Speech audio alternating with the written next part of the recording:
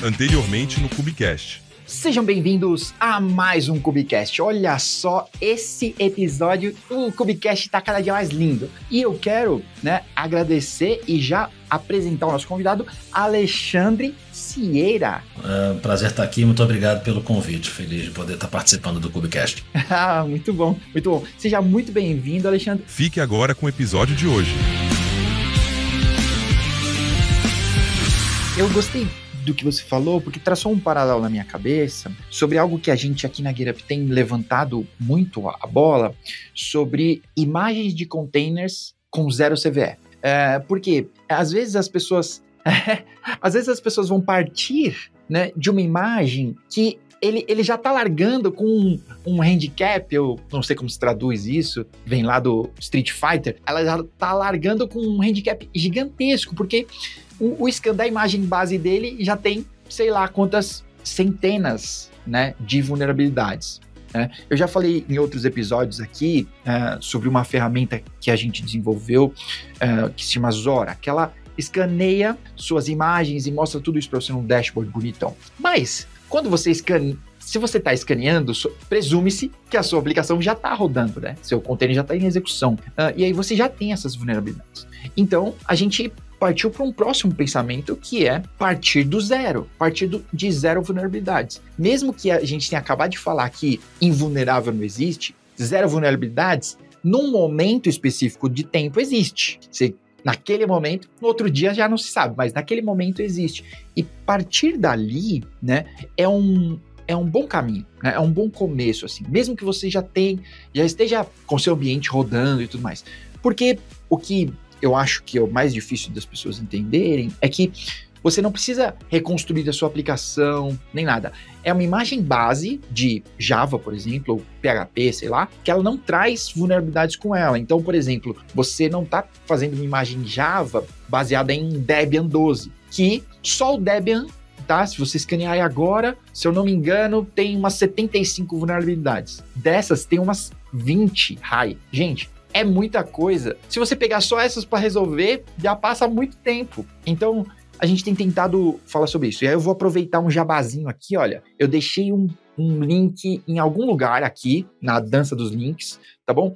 Que tem um Early Access para um projeto de imagens zero CVE para sua empresa. Se você quiser, entra lá, tem um formuláriozinho para você poder participar, acessa, vem trabalhar com a gente aí nesse lance. Então, Early Access, beleza? Mas eu não tô querendo fazer só um jabá aqui, eu tô querendo enfatizar esse fato de que você partir de uma base o mais limpa possível vai te levar para um futuro um pouco mais próspero, ou com menos dor de cabeça, ou pelo menos que você vai poder saber o que olhar, porque a quantidade de vulnerabilidades que a gente recebe, e aí tentando ligar aqui com uma segurança um pouco mais tradicional, onde a gente recebia aqueles relatórios gigantescos, que tem páginas e páginas de vulnerabilidades, você olha e fala, não vou olhar isso, eu não vou resolver isso nunca. Então, como que a gente pode ligar aqui, e aí você é o profissional da área, não eu, mas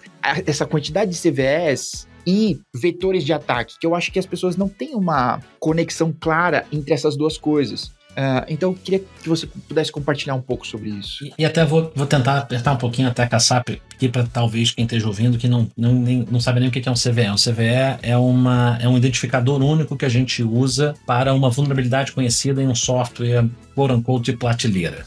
Então, se você tem um pacote de sistema operacional lá, que você instala com o YAM ou com o apt-get ou qualquer coisa no seu sistema operacional, tem um software, tem uma versão de software. Essa versão de software pode ser descoberta um mês depois que você botou lá o seu container rodando uma vulnerabilidade naquele software e alguém dá um identificador único para aquela vulnerabilidade que se chama de um CVE. É um projeto global que dá identificadores únicos para cada vulnerabilidade de cada versão de software e você consegue facilmente pesquisar como ela funciona e assim por diante. É mais uma maneira de normatizar como a gente conversa. E o ponto é esse, assim, você pode, na hora que você está criando um Dockerfile, você pode estar usando uma imagem base que já vem com vulnerabilidades de presente. Olha que legal, já vem com cheio de vulnerabilidades de presente, está cheio de software vulnerável rodando, que os pacotes não estavam atualizados, seja porque faltou rodar lá o comando para atualizar os pacotes durante a geração daquela imagem, ou porque desde que aquela imagem foi gerada, novas vulnerabilidades foram descobertas e ou você está usando uma imagem antiga ou o autor daquela imagem base não voltou para atualizar ela. Porque esse é o ponto. Mesmo que você fale, usei uma imagem que hoje tem 0 vulnerabilidade, amanhã alguém pode descobrir 15. Então esse é um processo contínuo. Da mesma forma que você pode estar usando uma versão específica de uma biblioteca, lá do NPM, do PyPy, enfim, do o que quer que você esteja usando de linguagem que tenha lá o seu repositório de pacote. A versão que você está usando hoje, quando você lançou o release da sua aplicação, ela não é vulnerável, amanhã alguém descobre uma vulnerabilidade. Naquela mesma versão que ontem não era vulnerável, é o mesmo código, a mesma coisa. Hoje a gente sabe, a vulnerabilidade sempre esteve lá. Hoje a gente sabe que ela existe.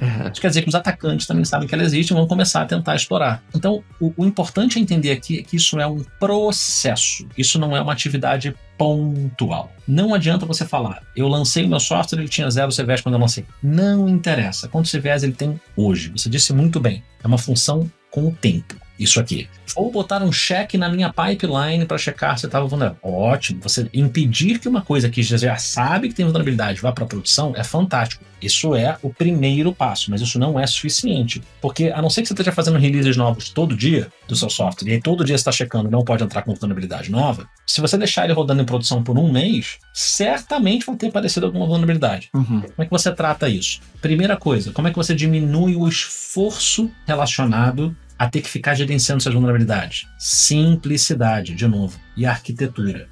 Quanto menos componentes diferentes tiver no seu software, menos chance vai ter de aparecer uma vulnerabilidade em um desses componentes. Se o seu software tem uma imagem básica que tem 1 milhão de pacotes instalados, versus um outro software que tem 10 pacotes instalados, qual deles tem mais chance de aparecer um CVE num pacote instalado? O cara que tem 10 tem muito menos chance. Então, um software que usa 1000 bibliotecas do NPM versus um outro que usa 10 bibliotecas do NPM.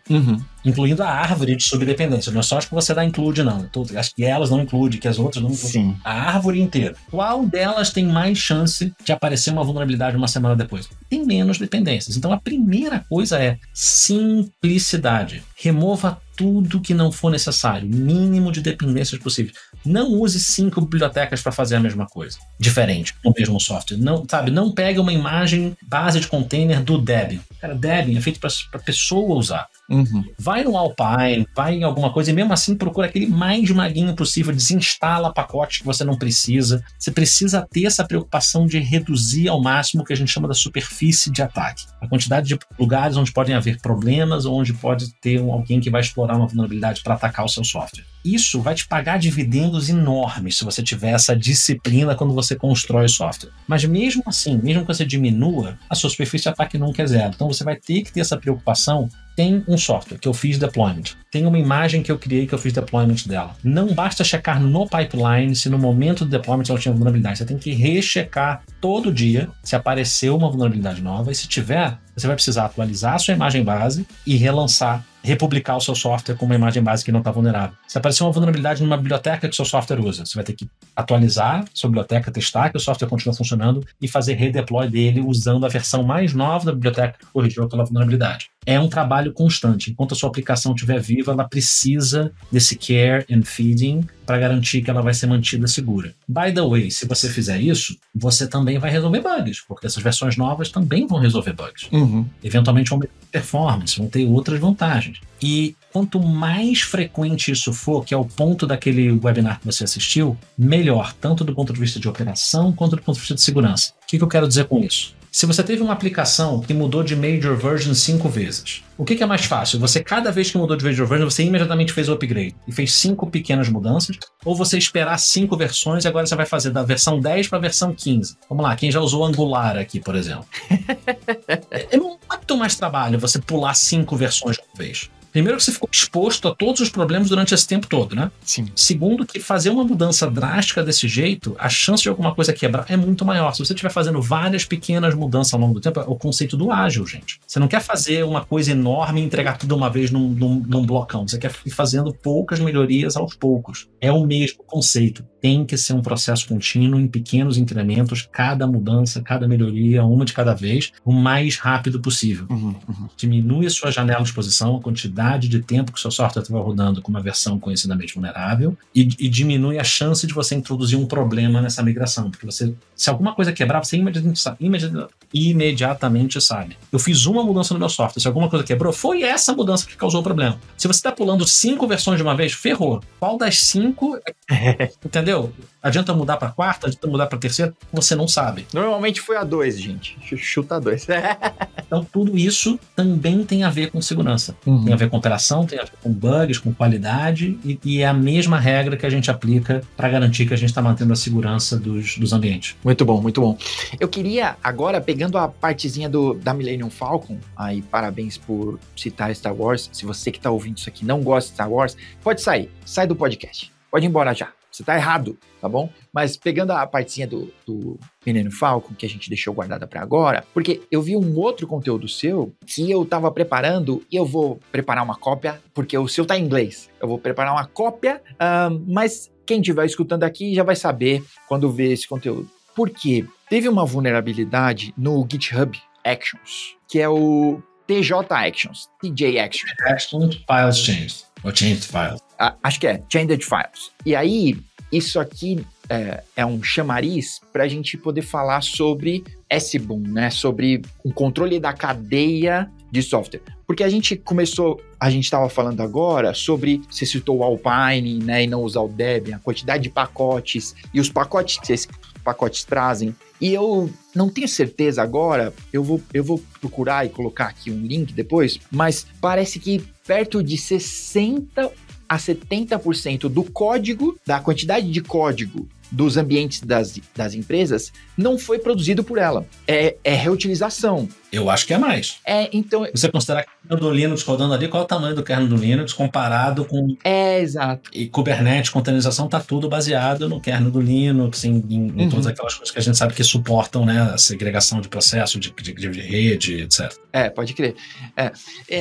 Eu não sei exatamente o número, mas eu sei que é alto, né, esse número, e claro, se você para pensar nisso, né, incluindo Linux, seu orquestrador, seu banco de dados, todas essas coisas, não foi você que escreveu. E você não tá parando para pensar no controle que você não tem sobre todas essas coisas. Então a gente teve, agora recente também, 5 vulnerabilidades pro Ingress Engine X. Eu fiz um blog postzinho, teve uma live do Jefferson com o Katz, que é mantenedor do Ingress, foi muito boa, então eu vou deixar o link aqui também, porque vale a pena assistir. O Katz explicou de cima a baixo. Olha, perfeita, 2 horas e pouco de papo, assim.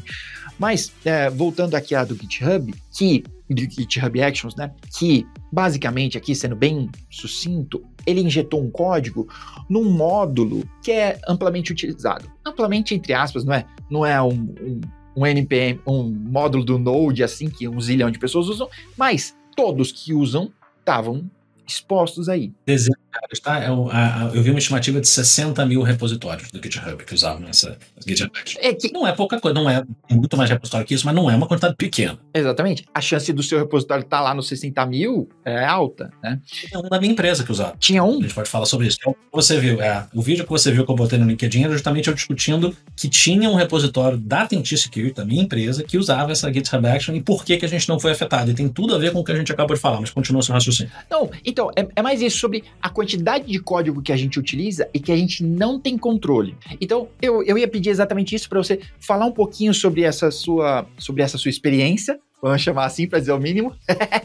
E aí depois a gente tenta falar um pouquinho mais sobre esse controle ou um pouco mais. Legal, eu vou começar falando rapidinho sobre SBOMs, depois eu falo sobre o negócio do TJ Actions Changed Files, tá? Eu acho que é uma história bem bacana para a gente reforçar alguns dos conceitos que a gente discutiu. SBOM quer dizer Software Bill of Materials. Então é um conceito de que, sabe quando você compra uma granola e você olha atrás tem a lista de ingredientes e tem a tabela nutricional? Então você sabe, o conceito básico é o que eu estou consumindo. Então, hoje, infelizmente, quando uma empresa compra um software de ERP, um software de CRM, ela não faz ideia o que diabos de dependências de software open source ou de outros softwares comerciais que os caras botaram ali dentro que pode ter uma vulnerabilidade. Então, o exemplo do Log4j foi muito emblemático. Legal, apareceu uma vulnerabilidade crítica num pacote em Java. Eu tenho um monte de produtos de caixa preta, de prateleira que eu comprei aqui, de grandes empresas, que foram desenvolvidos em Java. Às vezes eu nem sei que foi desenvolvido em Java, porque o cara compilou para o binário, ou porque eu comprei num appliance, eu não tenho acesso ao sistema operacional da appliance para ver que o cara está rodando um binário de Java, ou eu não sei qual é a versão de Java que ele está usando, quais são os pacotes de Java que está usando de dependência.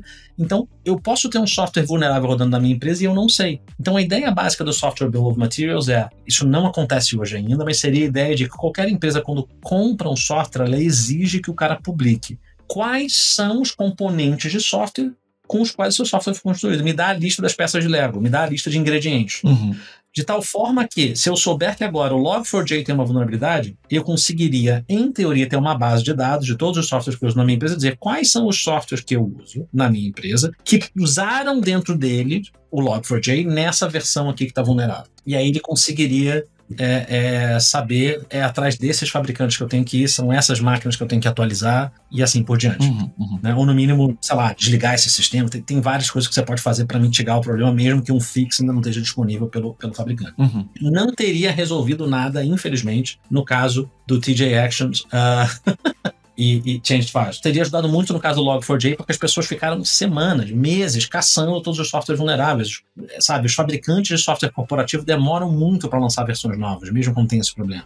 Descobrem que tem um problema na biblioteca que eles usam. Né? Então, as grandes empresas sofreram horrores e podia ter sido um apocalipse, felizmente não foi. A gente escapou assim, tipo, o meteoro passou raspando no planeta Terra, entendeu? Porque a verdade podia ter derrubado assim uma quantidade de empresas gigante e não aconteceu. No caso do GitHub Actions, isso não teria resolvido porque os atacantes... Então, assim, um GitHub Action, de novo, para quem talvez esteja falando aqui, não está acostumado a usar isso, está usando Jenkins, está usando outras coisas, é um serviço do GitHub onde você pode implementar um pipeline CI/CD. Você consegue definir dentro do seu próprio repositório um arquivo de workflow que diz as tarefas que têm que ser executadas e você define você pode usar peças de Lego para montar o seu workflow. Então, você vai ter que escrever todas as ações que vão ter que ser rodadas lá em comandos de shell, em comando da sua linguagem favorita. Você pode dizer, olha, tem um cara aqui que já implementou e publicou uma biblioteca, uma GitHub Action, que já faz uma determinada ação que eu acho interessante. Então, por exemplo, se eu sou um cara que escreve software em Python, alguém já publicou no marketplace do GitHub uma GitHub Action que fala,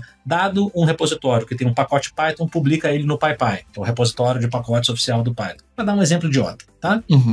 Ou que calcula, sabe, coverage dos testes unitários. Essas coisas prontas, você não reinventa a roda, que nem quando você vai usar uma biblioteca open source para fazer alguma coisa. Você usa uma coisa que já está pronta. Então tem um GitHub Action, que é o Changed Files, que, enfim, ele permite você saber quais são os arquivos que foram mudados no seu repositório, quando tem lá um pull request, e você poder rodar comandos condicionais baseados em quais arquivos mudaram. Essencialmente é essa lógica que esse cara faz. Alguém já implementou isso para você, em vez de você ter que fazer essa lógica. O problema é, um atacante comprometeu a conta do desenvolvedor desse GitHub Action. É como se alguém fala o seguinte, alguém comprometeu a conta NPM do cara da biblioteca que eu importo no meu código. Então, um atacante escreveu uma versão maliciosa. Na verdade, ele voltou no tempo em todas as versões daquele software e mudou elas.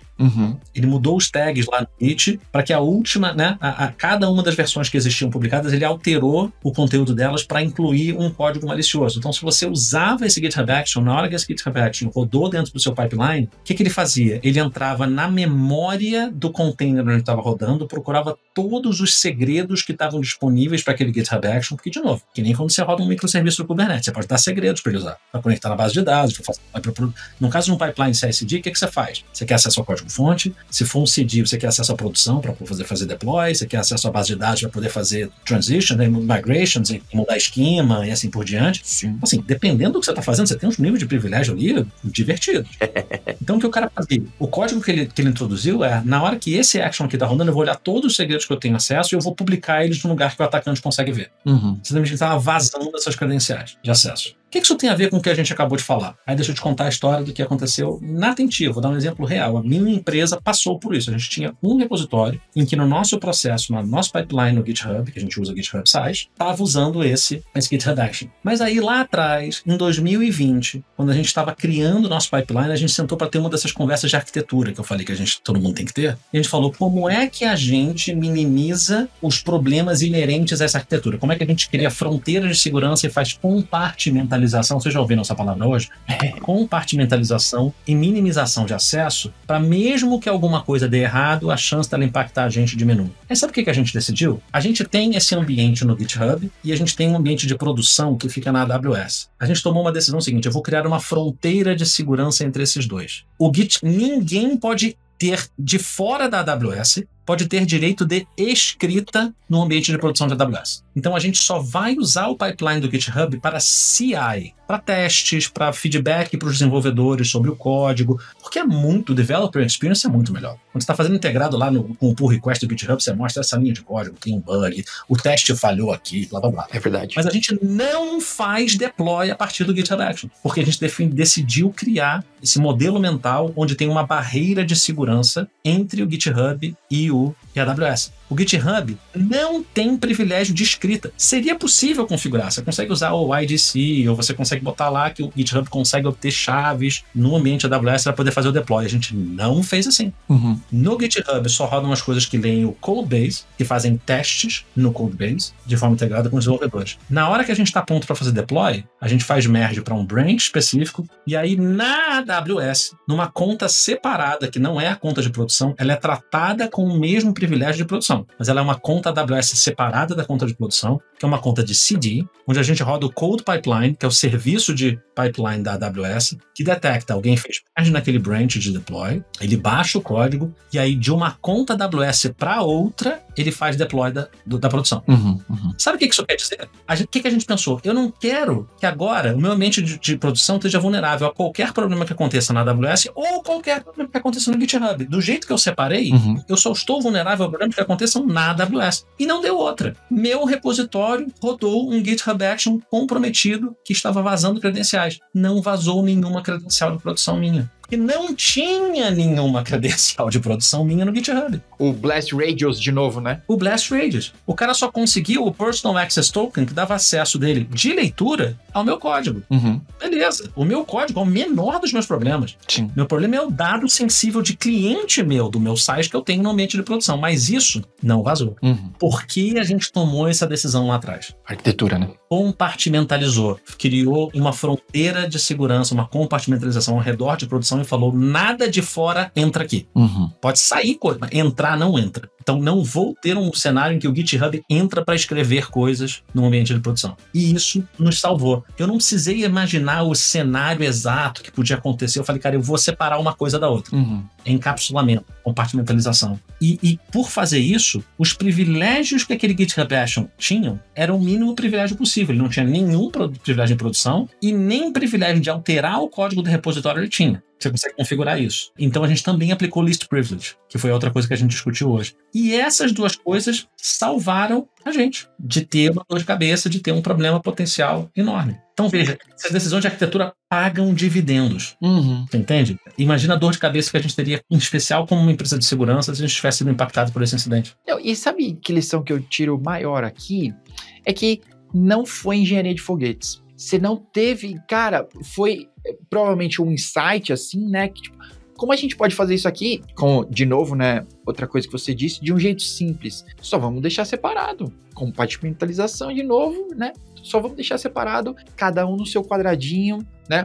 Esse aqui que é talvez o mais vulnerável ou o que corre mais risco, né? O que a gente tá indo na velocidade aqui, né? Que talvez... Eu não sei, eu vou fazer essa pergunta de novo, vou guardar ela aqui, que será que segurança é inimiga da velocidade? Vou guardar. Mas esse ambiente que a gente está deixando deve correr, cara, usa o que é necessário, testa a ferramenta. Esse ambiente aqui, ele não afeta ou não tem acesso. Eu vejo pessoas rodando, e elas estão achando que estão rodando um cluster multi-tenant, mas na verdade não, ela está fazendo um cluster multizona. E não multizona na AWS, né? Mas uma zona mesmo, né? Porque ele está testando ferramenta no mesmo cluster que ele tem aplicação de dev, no mesmo cluster que ele tem aplicação de prod, que ele de repente está rodando o próprio Vault. Gente, os perigos são tão grandes aqui que é difícil até, né? Eu tava conversando com um cara que ele tava me falando, mas eu tava conversando com ele por causa de privilégio root, né? Uma aplicação rodando com privilégio root. E é o GitLab.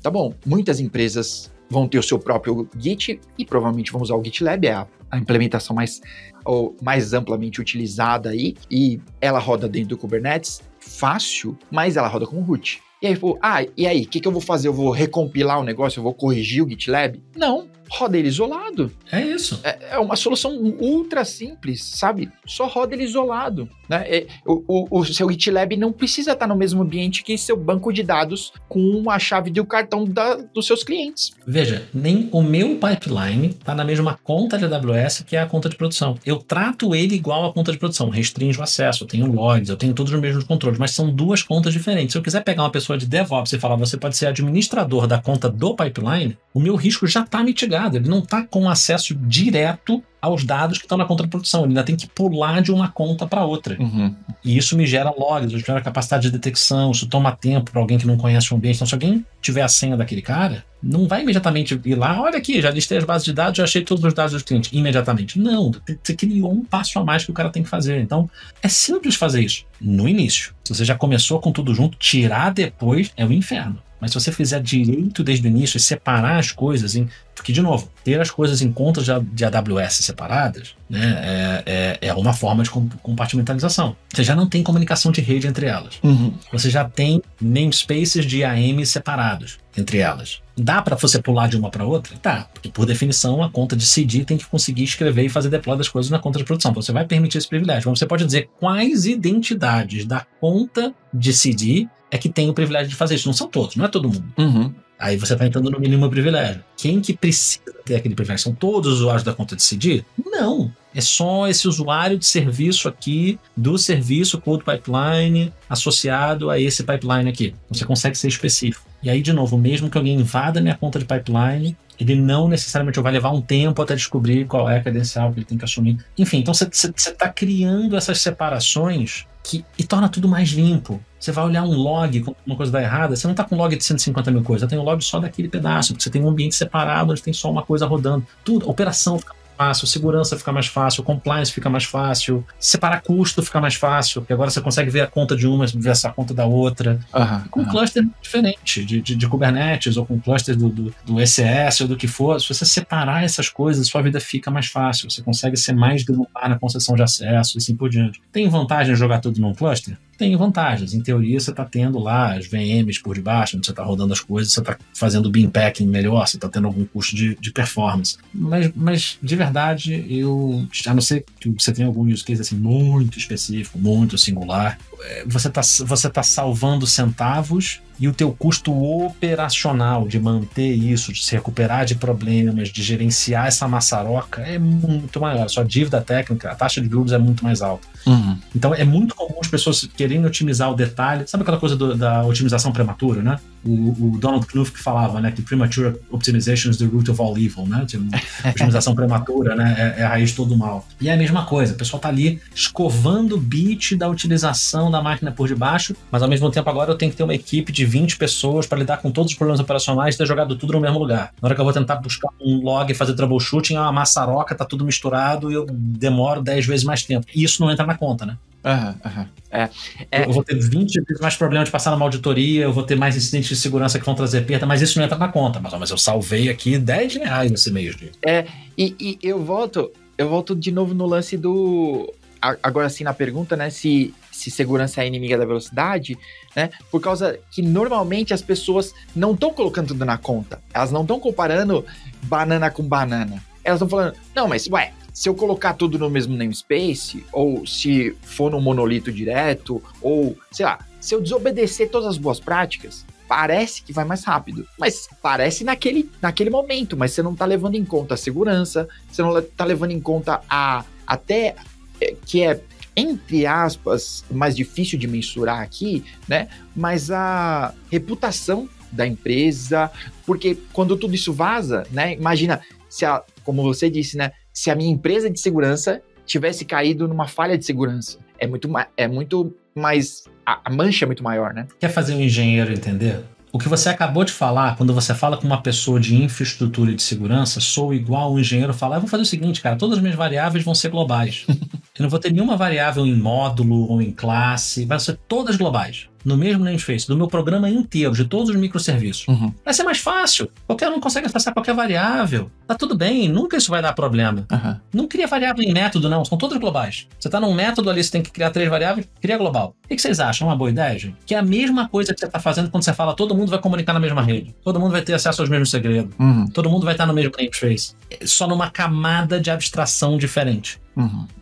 Então, esse vai poupar trabalho é uma enganação, porque da mesma forma que você, como engenheiro, sabe intuitivamente que botar todas as variáveis globais é um inferno de troubleshooting, é um inferno de manutenção de código depois, esse mesmo inferno vai ser um inferno de manutenção de segurança, de operação, de escalabilidade, se você botar todo mundo no mesmo namespace. É rigorosamente o mesmo problema, só numa camada de abstração diferente.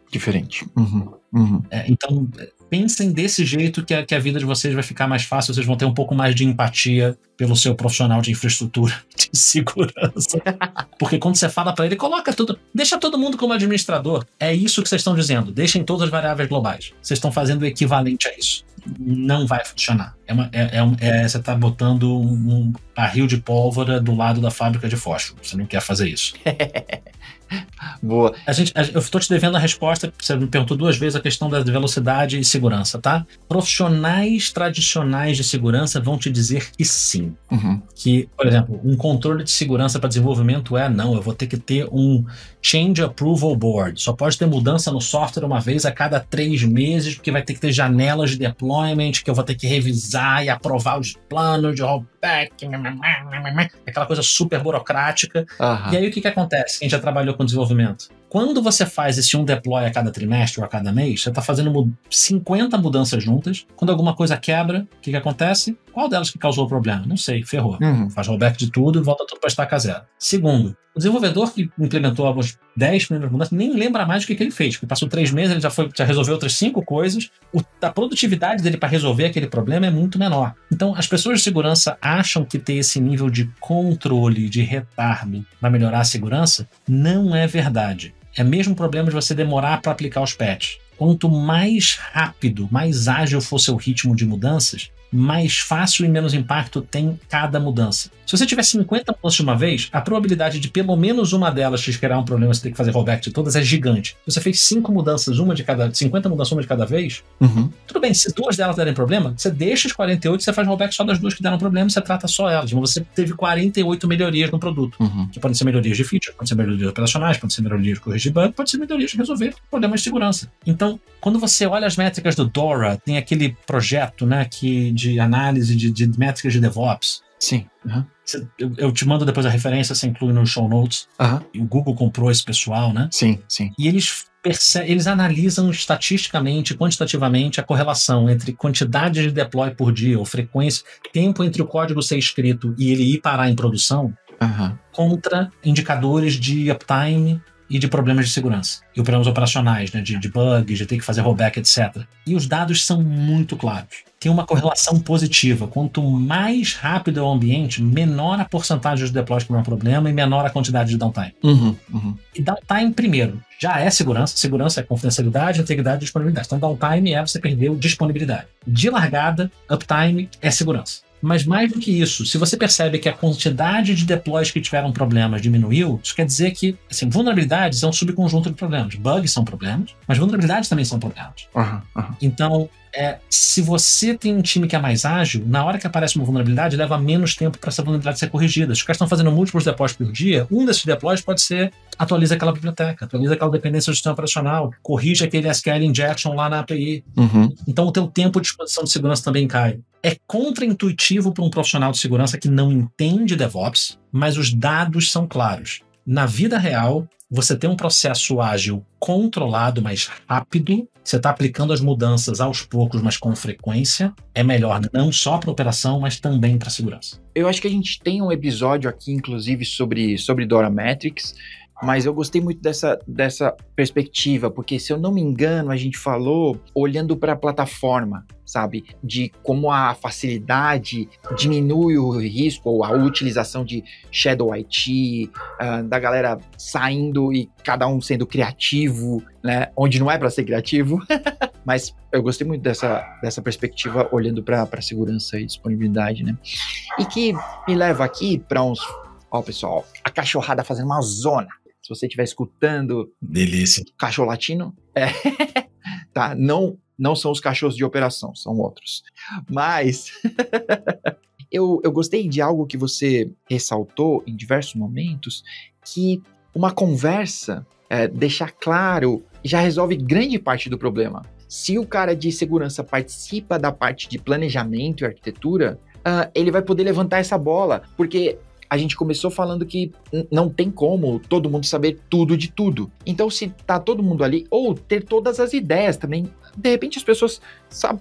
Você pode juntar pessoas que saibam tudo de tudo, né? Às vezes você tropeça numa pessoa dessa ou outra, mas ela não tem como ter todas as ideias e perspectivas diferentes, e alguém poder levantar a mão e dizer, poxa, e se a gente só fizer em duas contas? Ou se a gente usar duas ferramentas diferentes? Então, eu gostei desse ponto, né? De que, às vezes, só uma conversa, só a parte utópica do DevOps, né? De trazer todo mundo para a mesa, de juntar todo mundo, essa parte resolve grande parte dos problemas, né? E essa é o que eu queria que ficasse como talvez um recado aqui, é assim, todo mundo odeia o cara de segurança na área, porque todo mundo quer entregar e o cara de segurança é o cara do não, né? A novidade que eu quero contar para vocês é, se você tiver uma pessoa de segurança boa na sua empresa, quanto mais cedo ela estiver envolvida na discussão, menos ela precisa dizer não para você depois, no final, depois que você já botou um monte de trabalho. Se ela participou da discussão desde o início, você já pode fazer um monte de coisa que vai te evitar uma montanha de trabalho depois em auditoria ou em validação de segurança, etc., porque você já botou, digamos, usou o modelo de responsabilidade compartilhado, implementou uma arquitetura que separa as coisas, e você reduz a quantidade de trabalho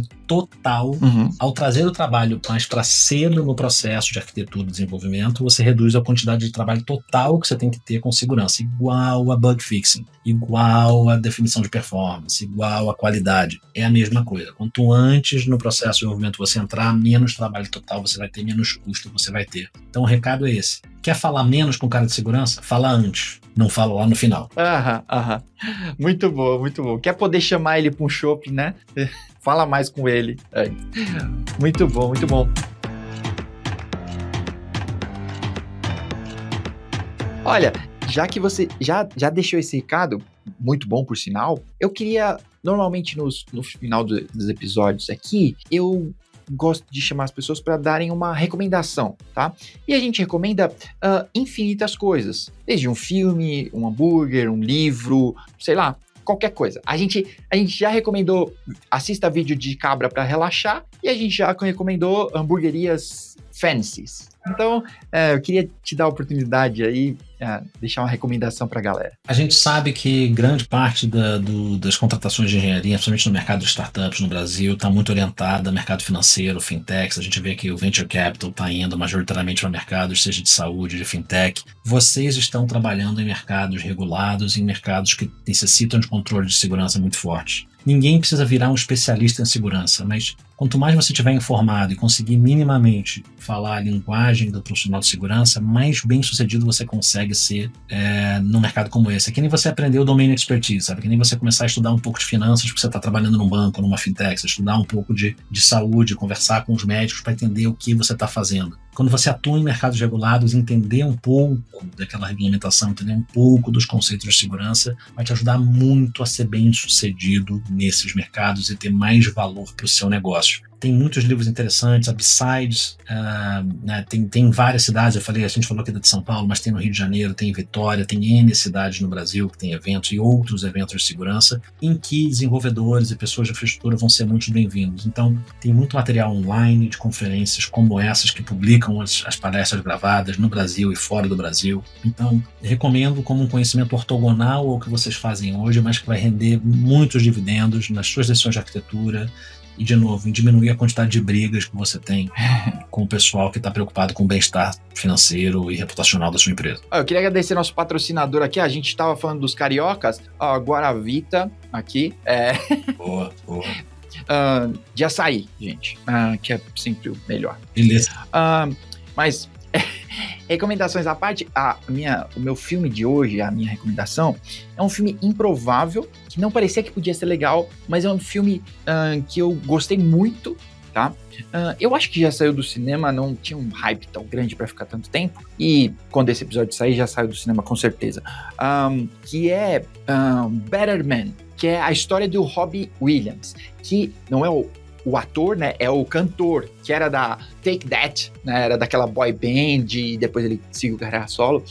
Mas o grande diferencial do filme, isso já tem no trailer, pessoal, é que ele é interpretado, né, não é captura de movimento, então ele é um macaco, porque ele diz que ele sempre se viu como diferente, e aí ele explica meio que assim, como o mesmo ditado que a gente usa, que faz macaquice, sabe? Que fica pulando de um lado pro outro, que não faz nada.